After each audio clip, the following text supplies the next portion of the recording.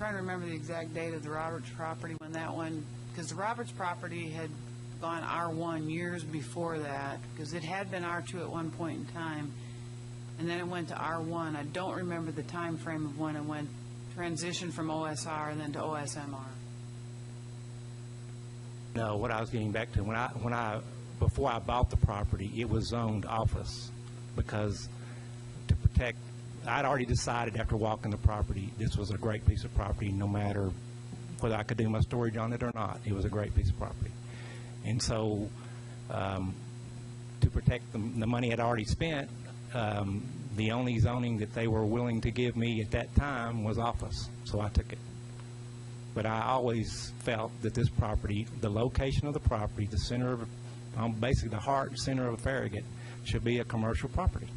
And I still feel that today. I mean, and everyone that has contacted me other than Noah, who called me about, I think you called me about the property. Or was it your brother? One of y'all called me. A couple of years ago. No, it was last summer. Last summer, yeah. Everyone that's contacted me has always intended using the property as commercial. They've never even considered, especially no one's ever considered it to be a residential type location because of the school, of all the other commercial around it. And I mean, that would be a true detriment to the property to be, I just don't see people doing that. You know, that's not, it's not the type location that I think a lot of people would want to live in because of all the noise from the school and from the traffic. And I think it's definitely a commercial piece of property. Sure, I understood what the answer to my question was. What was your question? Because I heard, I think, two different things. When you bought the property, what was the zone? 01. Before I bought the property, it got zoned 01. Yeah. The access looks insufficient to me for commercial property. I don't think so. I mean, it's no different than what, when you go down to Concord Road, their access is similar to mine. You know, they have a one-way in, one-way out deal. I think there are actually other opportunities to get another access to the property. And so... And where would that be? Well, if you go straight across from Jamestown Road, there's actually a curb cut right there that would take you right into the center of my property. It's on the other. It's north of. So you would propose building a bridge across? It's not a bridge there. The creek is already past you. You're past the creek. You're past the. You talking about the school entrance? No, I'm talking directly across from Jamestown Road. Jamestown, but the creek is right here. Well, when I looked at it, it looked like the outlet pipe is down behind the rural metro. Now here's.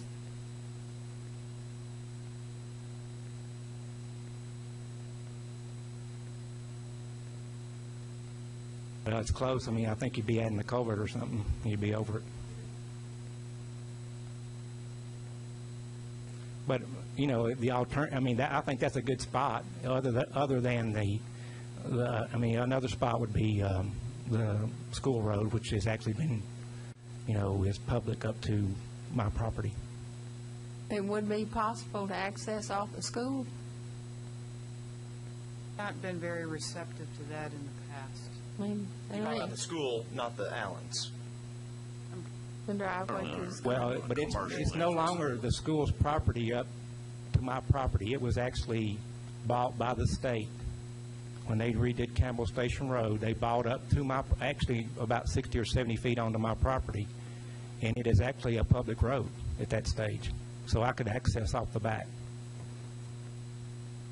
But I really think a better location, and it may be, you know, I hadn't really pursued it because I don't want, you know, I wanted to see how the reaction was from you folks.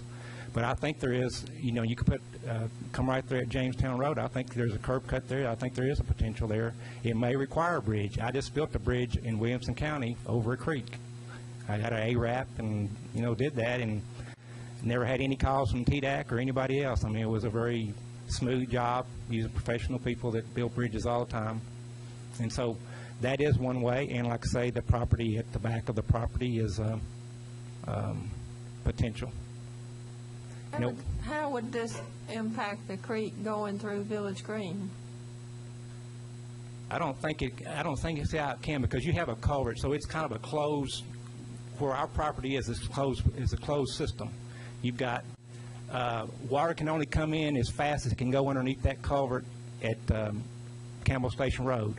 It can only go out as fast as the culvert at Kingston Pike. So we're kind of closed in between there. What happens above us would be relative to whatever may have been allowed to, whether they're allowed to detain it properly or not. They may not be detaining the property, I don't know what the detention ponds were, but, and so they're saying now there's a 3-foot rise, so maybe it wasn't detained properly, but whatever that is, what happens on our property is going to be kind of a closed system because of those 2 culverts. It's not like it's an open thing. Ruth, the water that you showed us a picture from Kroger and Pinnacle Bank and such, where did that water come from? Out there. North Fork Turkey Creek came through here. Because all those pictures I showed you were before Turkey Creek, so that was all Turkey Creek. Excuse me. Those businesses are to the south here, and they are before the confluence of North Fork, Turkey Creek, and Turkey Creek. So all the water that you saw came down Turkey Creek.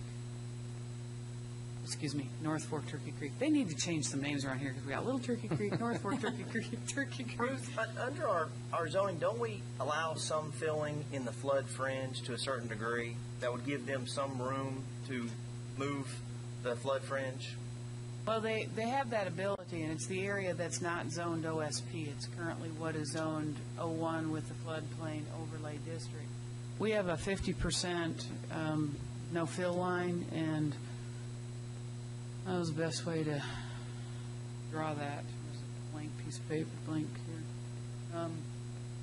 What that is, for example, if this is your floodway here, and here's your floodway, and then here's your flood fringe line, say, you can only fill 50%.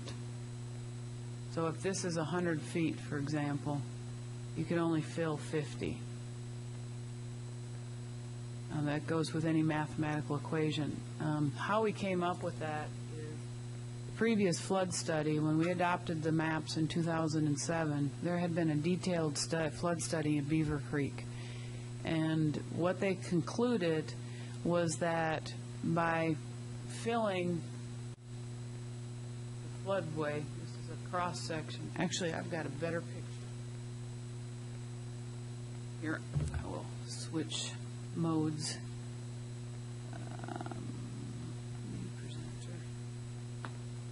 Mr. Allen, I'm seeing kind of basically really 2 issues. We have a rezoning from O1 to C1, and then we have another issue that you guys have kind of illustrated on your poster board. And I think that's for us to kind of work through this with discussion. It seems like it's 2 separate issues in my mind, and quite frankly, I wasn't aware of discussing this on the agenda tonight. I knew that we had a rezoning that we were discussing tonight. I knew you had some plans that had some disturbance in the floodway and some mitigation and so forth. But I guess what I thought we might want to do is if Ruth could kind of describe what's eligible under the existing zoning, and then how to try to accommodate what you guys are working on. I can't disagree with you that your adjacent properties, with the exception of the school, which is R2, and the Roberts property, which is R2, R1. I can't necessarily disagree that C1, from a big picture standpoint, makes sense on your site just because of the adjacent C1 zonings. Obviously, there's other issues to work through, maybe with the growth plan. I'm not necessarily sure it's fair to you to stall you based upon some growth plan that we're putting forward. I think it's fair to base a rezoning based upon the merits of the property, not necessarily the merits of what you might do or what somebody might do in the future, but whether or not it's applicable today. But I think... No, I would add your comment about the high-level look at them. There's also transition zoning type considerations that go in that, too. Between other lower intensive residential Just to zones. add to your comment. Well, I agree with you. Obviously, we've used O1 as a transitional zoning. Basically, we've used it many times as a transition zoning between a C1 and maybe an R1, R2 type zoning. We use that as transition zone. There is some transition here. The school being R2, obviously it's R2 zone, but we know that it's not really a residential use. Then, so really the only other property you have that's residential is the Roberts property across the road directly to the north of you. But I think it's complicated. I absolutely do think that. On the surface, it definitely appears that, hey, C1, you got all these adjacent properties, C1, you got Kingston Pike frontage. How to deal with these issues that Ruth's getting ready to go into, I'm not sure how to tackle it, but Ruth, maybe you could kind of educate us, because I know I a lot of times get lost on the difference between a flood fringe, a floodplain, and a floodway. Well, first of all, with regards to, not all properties are created equal. And just because there's a Kingston Pike address does not mean it is equal to the area that it's around. It's not visible, it doesn't have good access, and I think Ed hit it best with it being a transition area, more or less, because it is, yes, the property adjacent to Campbell Station Road is zoned commercial, but there is a stream in between that and what's behind there. This doesn't have much Kingston Pike Road frontage. What I have on the screen before you is a exaggerated cross-section of a floodway.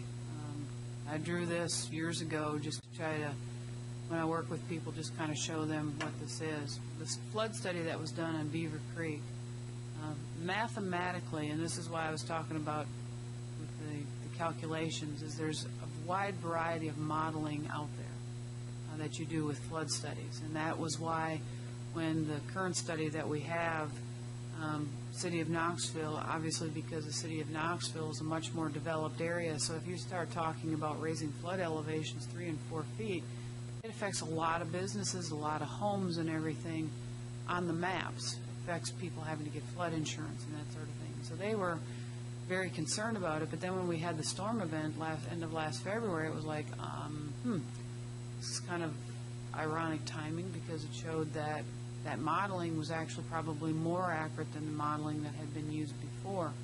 But what I have on the screen here is the red dash lines, the vertical dash lines, and then on top it says floodplain.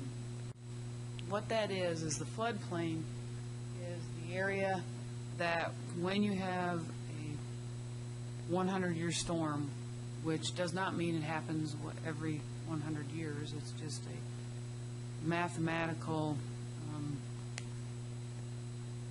time of how often it can happen, like 1% option. I had written this down somewhere where a 100-year storm, if you have a mortgage, a 30-year mortgage, chance of a 100-year storm is 26% likelihood during the life of your mortgage you will be flooded if you are in the floodplain. A 30-year mortgage and you are in the 100-year floodplain. So don't ask me to explain that math. That's on the FEMA webpage. You can find it yourselves, but it's kind of a hard webpage to get around. But anyway, the Beaver Creek study showed that if the reason that you have the floodway and the theoretical base flood elevation, and why you had to build 1 foot above the base flood elevation as your minimum floor elevation, was because theoretically, mathematically, you could fill up the entire flood fringe, fill it up with dirt, and the floodway would only raise 1 foot. Now, those of us that are non-engineers, for years, I remember attending a week-long FEMA training class in the late 1980s saying, I'm not a wizard here when it comes to this, but this does not make sense. Well, guess what? That's why you had some massive floodings elsewhere, because the modeling didn't work. It shows that it didn't work. When they did the flood study on Beaver Creek, they found that if they filled in the entire flood fringe area, the base flood elevation would increase upwards of 6 to 10 feet. And that was just kind of across the board.